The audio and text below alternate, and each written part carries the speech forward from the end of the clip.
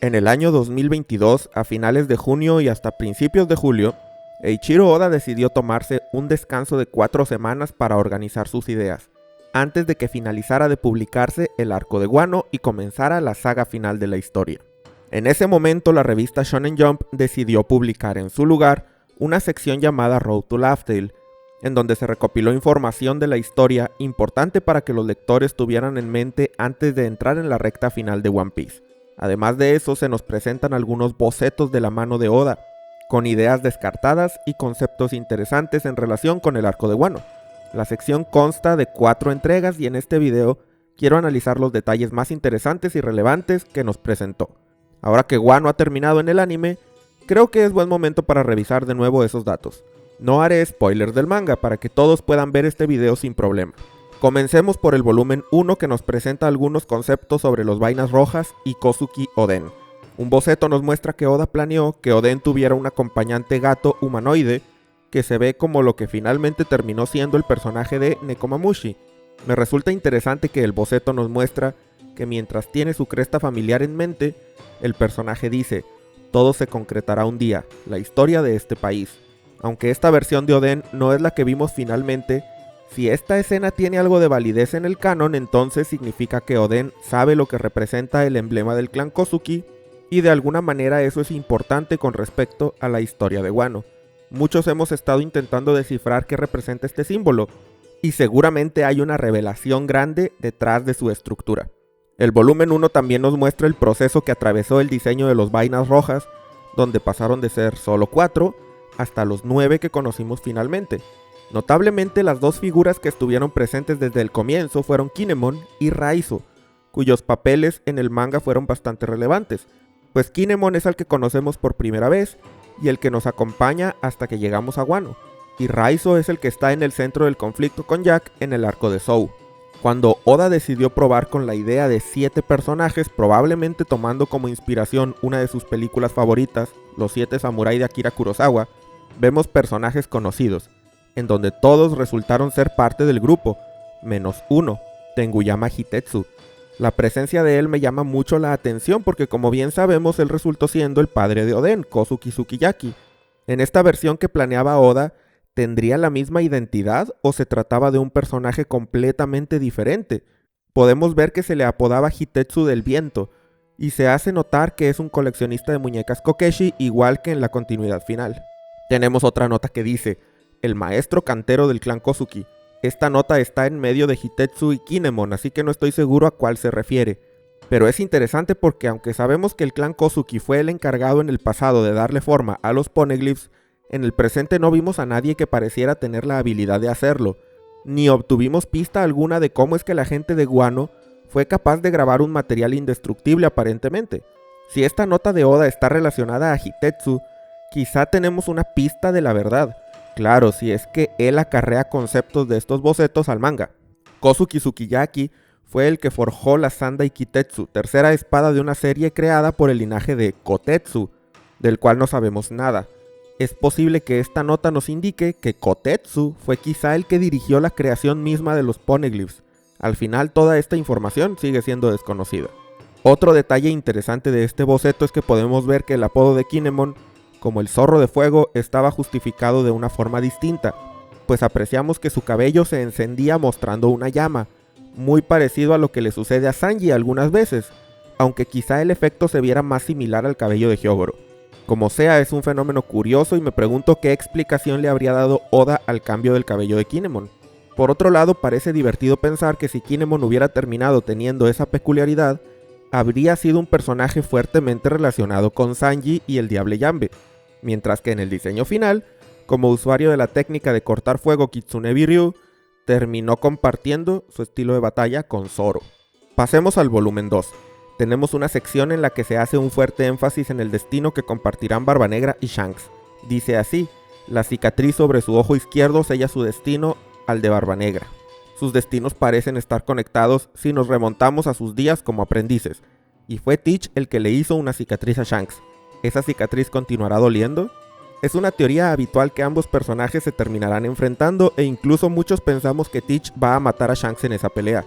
Aún no sabemos lo que Oda nos tiene preparado, pero hay que recordar que esta sección se creó para hacer énfasis en elementos de la historia que los lectores debíamos tener en cuenta hacia el futuro de la obra, así que un posible encuentro entre Shanks y Barba Negra podría estar muy cerca.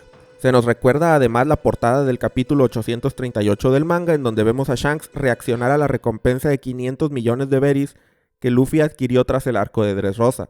Él se encuentra en ese momento atendiendo una boda, en una isla desconocida y cuyos anfitriones desconocemos también. En el mismo apartado se nos muestra la escena en la que Shanks va con el Gorosei durante el Reverie para hablar de cierto pirata. ¿Estarán estos dos eventos conectados?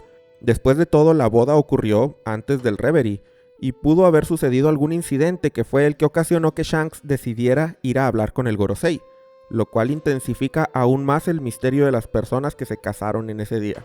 En otro apartado en donde se habla de las espadas importantes del mundo se plantea la siguiente pregunta: ¿puede cualquier espada convertirse en una espada negra? Muchas preguntas siguen sin respuesta con respecto a espadas como Yoru y Shusui. ¿Realmente basta solo con Haki? Por el momento nunca hemos visto el proceso en el que una espada se vuelve de color negro. Aun y cuando Zoro ha recubierto sus espadas con Haki en la batalla, este proceso es reversible y no es diferente al uso de armamento en extremidades u otros objetos. La pregunta nos hace pensar si hay un componente extra que es necesario para que una espada se vuelva negra permanentemente, ajeno al simple uso constante de Haki. Si es así, ¿cuál será el detonante? El volumen 3 es para mí el más interesante porque nos da muchos datos sobre los despertares de Fruta del Diablo, así como información sobre el dios del sol Nika. Primero tenemos esto: un lapso de 800 años entre despertares, cuando el cuerpo y la mente son finalmente capaces de utilizar el potencial verdadero de su Fruta del Diablo, ocurre un despertar. Esta fruta en particular no ha sido despertada en 800 años, pero cuando lo fue, su verdadero nombre se volvió claro. Hay mucho que extraer de aquí. Primero se da a entender sin ambigüedad que antes de Luffy, la Hito Hito no Mi modelo Nika fue despertada al final del siglo vacío. Y de hecho esto implica también que esta habilidad era un poder de Fruta del Diablo en ese tiempo, es decir, que Joy Boy no tenía estos poderes de forma natural y la fruta se creó a partir de él ni nada por el estilo. Ahora, hay que tener en cuenta que la función de esta sección no es la de spoilear revelaciones importantes, y por lo tanto podría haberse escrito de esa manera para confundirnos y no dar información de más. Otro punto importante es que nos revela de qué trata un despertar de fruta, cuando el cuerpo y la mente son capaces de utilizar el potencial verdadero de la fruta. Esto quiere decir que un despertar depende de una evolución del usuario, tanto física como mental. Probablemente una mezcla de que el cuerpo esté entrenado a un nivel que esté en armonía con su habilidad, a la vez de que la mente comprenda bien el cómo funciona. En realidad seguimos sin saber cuál es el detonante para que un usuario despierte su poder de Fruta del Diablo, y esta es una pista más al respecto. En otra parte de este volumen se enlistan todos los usuarios conocidos hasta el momento de Frutas del Diablo, y notablemente como parte de ellos se nos presenta a Kozuki Toki, usuaria de la Toki Toki no Mi. Esto es importante porque previo a esta confirmación quedaba ambiguo si Toki había consumido una Fruta del Diablo o tenía una habilidad por algún otro medio, pues cuando los personajes hablaban de su poder, lo hacían refiriéndose a la habilidad Toki Toki, sin aludir a una fruta propiamente. La duda surgía porque existe la teoría de que las habilidades de Frutas del Diablo pudieron en un comienzo tener otro origen, y eventualmente por algún método desconocido estas terminaron depositándose en frutas. Pero bueno, con esto vemos que Toki no tiene nada raro detrás de su poder, y fue una usuaria de fruta convencional. Además se confirma otro detalle que, aunque resulta bastante evidente, no se ha mencionado como tal en el manga todavía, y ese es que el hecho de que las frutas Zoan tengan una voluntad propia es aprovechado en el proceso para conferirle habilidades Zoan a objetos. Es cierto que jamás hemos visto objetos con frutas de diablo del tipo Paramecia o Logia, pero eso no significaba que no se pudiera, solo que era algo que no habíamos visto. Pero ahora sabemos con certeza que no es posible. Y tiene sentido, pues un objeto sin conciencia no podría activar su habilidad. Aún así, seguimos sin saber cómo es que sucede la transferencia exactamente. Un punto extremadamente interesante es que entre los bocetos de Yamato tenemos una anotación que la presenta como parte de la tribu de tres ojos. La nota al pie dice lo siguiente: la Yamato de este boceto está usando artes marciales. Su apariencia parece coincidir con la de una chica demonio. Una nota indica que existía la idea de darle tres ojos al personaje en algún punto de la producción.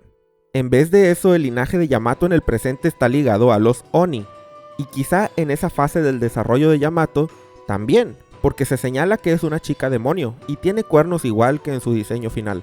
Pero eso quiere decir que Oda planeaba que Yamato fuera una híbrido Oni 3 ojos. Seguramente si esto hubiera resultado verdad, Kaido habría tenido un plan similar al de Big Mom, con una hija que pudiera leerle los poneglyphs. Aunque esto no se acarreó al diseño final de Yamato, es prueba de que Oda sigue teniendo muy en cuenta a la tribu de 3 ojos y esa hubiera sido una oportunidad para recordarnos su existencia. El volumen 4 de Road to Laugh Tale nos da un poco más de información sobre Nika y el despertar de una fruta. Aquí tenemos algunas anotaciones de Oda. Utiliza el poder de la imaginación. El despertar de un Zoan, a diferencia de los Paramecia, tiene cierto riesgo. Los guardias de Impel Down muestran los contras. La naturaleza innata de su respectivo animal consume al usuario Zoan. El dios del sol Nika, en el pasado todos creían en él. Una sonrisa que ilumina su era. Su despertar es de hecho un milagro. La libertad realmente puede salirse de control con este poder.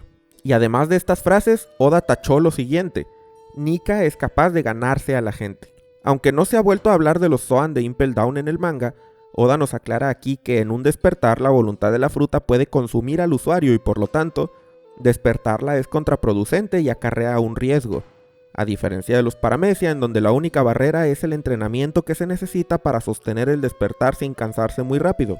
¿Cuál es la diferencia entre un Zoan despertado fallido y uno exitoso? Hay dos opciones. Una es que la voluntad del usuario sea más grande que la de la fruta, y entonces no ocurra ese enmascaramiento que sucede con los guardias de Impel Down. Pero otra es que la voluntad del usuario y la de la fruta no choquen entre sí, y en cambio estén de acuerdo y se potencien. Ambas opciones son viables. La explicación de que el despertar de Nika es un milagro puede ser por las dos teorías anteriores.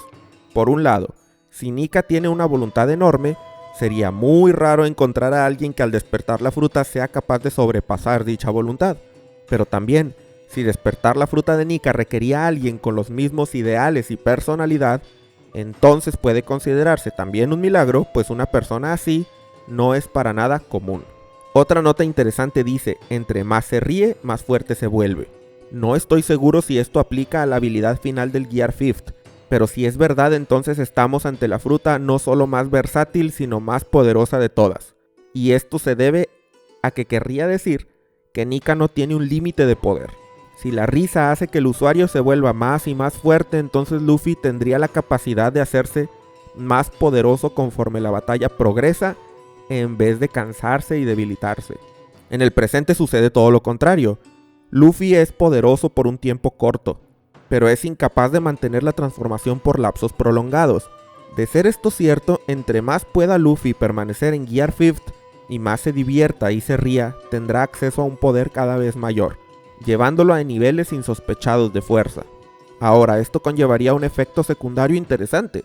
Si él, mientras está peleando, pierde la alegría y se comienza a poner serio o preocupado, entonces su poder va a disminuir, lo cual hace que Luffy tenga una condición bastante limitante a la hora de pelear.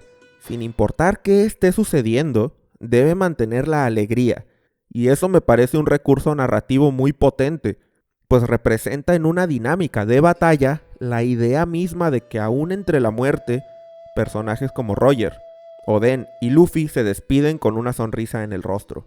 Pasando a otros temas, se nos muestran bocetos con tramas argumentales extendidas sobre los habitantes de Wano. En una vemos que Oda tenía planeado que Hyogoro tuviera un rival llamado Kurokoma, quien es mencionado en el manga pero no tiene un rol importante. En esta página vemos que había una historia en donde él tenía planeado que el jabalí, hijo del dios de la montaña, cayera en las manos de Hyogoro para que el dios apareciera y desatara su furia sobre su familia. Otra escena era una versión extendida de la forma en la que Oden conoció a Iso y Kiku, quienes ahí llevaban el apellido Hayanagi. En una parte de las escenas hay un panel que me pareció gracioso. Oden está preparando el platillo con su mismo nombre junto a Iso y Kiku sobre las ruinas de una casa en llamas, con el dueño reclamándole que cómo puede estar haciendo eso. Esto me indica que quizá Oda planeaba que Oden fuera muy impertinente y aprovechara cuando algo se estaba quemando para cocinar Oden encima. Vimos algo de esto en su escena de presentación cuando se pone a hacer Oden sobre los restos incinerados de un tipo llamado Katsuzo. A mí me hubiera gustado bastante ver más escenas de ese tipo que le hubieran dado al personaje un toque de comedia al mero estilo de Oda. Además tenemos la escena en donde Fuga está triste porque Kaido lo aprisionó luego de que se comiera un Smile porque tenía hambre. Para colmo, los demás Numbers se burlaron de él porque luego de eso se volvió un centauro. Yamato lo consuela y así se hacen amigos. Esta información aparece en el SBS del volumen 103 del manga, pero en la historia misma solamente vimos que Fuga apreciaba a Yamato sin mucha explicación del porqué. Hasta aquí el video de hoy, espero que te haya gustado y si fue así agradeceré mucho tu like. Como siempre, déjame todas tus teorías y observaciones con respecto a los temas del video y no olvides suscribirte al canal para más contenido de One Piece.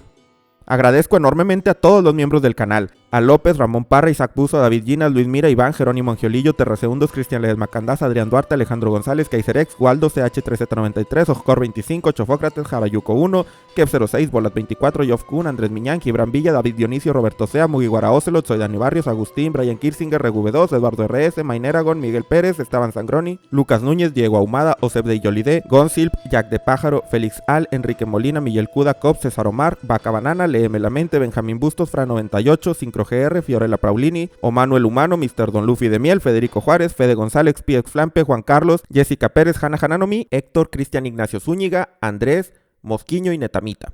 Si quieres unirte a los miembros, aparecer en los agradecimientos al final de los videos y tener un acceso anticipado a los mismos, haz clic en el botón de unirse o en el enlace en la descripción. Muchas gracias a todos por llegar hasta este punto y nos vemos en el próximo video.